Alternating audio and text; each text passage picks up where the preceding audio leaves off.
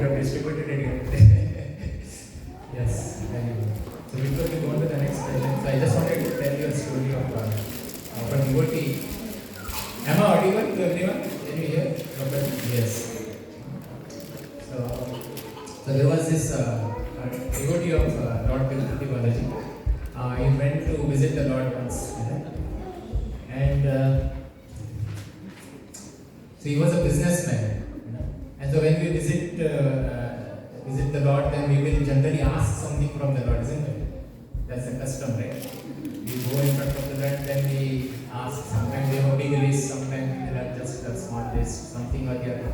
So he was a businessman, and this businessman, so he was asking Lord Venkateshwara, I'm going to strike a big business deal. There is a meeting. If I get that business deal, because it was in India, so it's a 10 lakh rupees worth of business deal.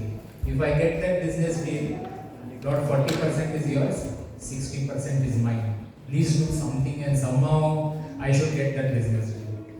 And so he went with that prayer. And it so happened by the Lord's grace that he got the business deal. But instead of 10 lakhs, he got only 6 lakhs worth of business. And it so happened that he forgot about his deal with the Lord, like many of them do it. And he forgot about the Lord completely. And he went on with the business. And then after a few years, he came back with the Lord. And the Lord conversed with him, long time no see, what happened? And so, where is my part of the deal? And he said, Lord, I thought you took it earlier only. I just got 6 lakhs, 40% you already cut and you gave me. So what is our real goal? Like when we go in front of the Lord, should we be asking something from the Lord? No? Yes or no? How many say yes, it is okay to ask something, it is fine? Yes. Yeah? And how many others? So only 1-2 people say yes, others are all say no, yeah?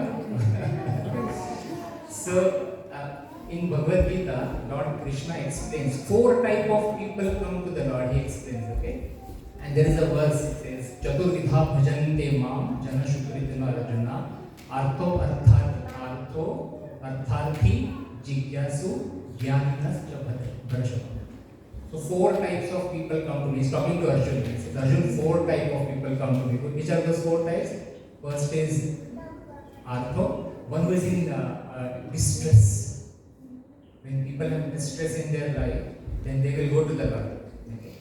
Distress can be of many types, health issues, job issues, family issues, relationship issues. If nothing is that the neighbor's dog is barking and night you can't sleep. So there are so many issues in our life. Right? So one who is in distress. And arthat, second one is of the type one who desires wealth. One who needs one Lakshmi. Who is here? Who is the devotee? Lakshmi ji only? You are all praying. Lakshmi ji, please come to my house. Where is Lakshmi ji's husband here? Is he there? No? Yes or no? Huh? He is everywhere. But in the photo it is not there. So you want the Lakshmi ji without the husband? No. Okay. No problem. So the second person is one who desires wealth. Arthati jigyasu. And the third person is one who is inquisitive. One who is inquisitive about what is this entire world made about, what is the goal of my life and things like that. He is inquisitive. He also goes to the Lord. And the fourth one is Arthati jigyasu jnani. One who knows everything about the Lord. One who knows what is Brahman. One who knows Lord. He is situated, fixed in his spirituality. So these 4 types of people come to the Lord. So all these 4 types of people are called as Shukritina. Kritina is a good activity. Kritina is a special activity. Shukritina is a good type of special activity. Shukritina and Dushkritina. 2 types. So the point that I want to make here is we can go to the Lord with various desires. But in our Shastras, there are various examples given where devotees have said that it is not right to ask anything from the Lord because the Lord is Sarvavyapi. He knows everything in our life. Now all the animals also get food, right? The ants also get bored, they are not asking to the Lord, but the Lord is providing them. So what should we do? What is the best way to approach the Lord? And that is given by an example in the Shastra comes of Prahlad Maharaj.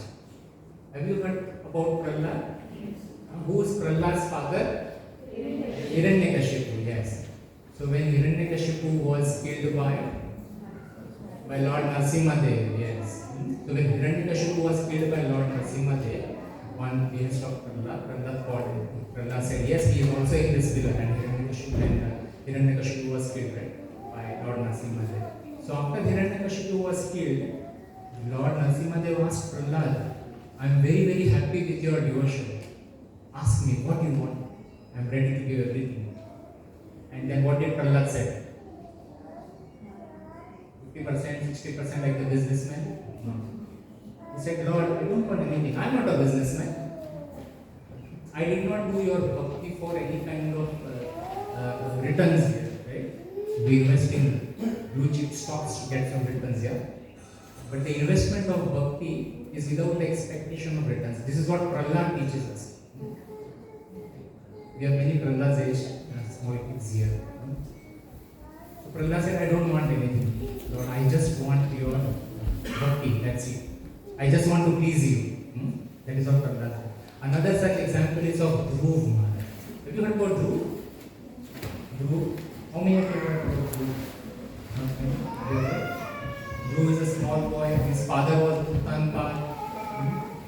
And Uttanpad had two wives, Suniti and Sunichi. And so Dhruv wanted to sit on his father's lap.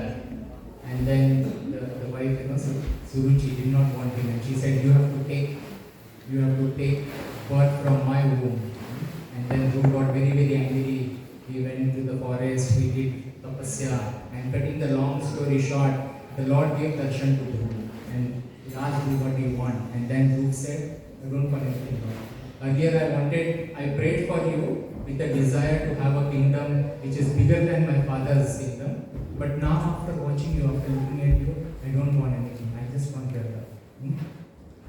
So many such examples given in our Shastra of how we should pray to the Lord when we come to the temple, what we should do, what we should not. And that is all given in Bhagavad Gita and various such scriptures. Okay. So we'll continue this today again, and then we will do one more bhajan now.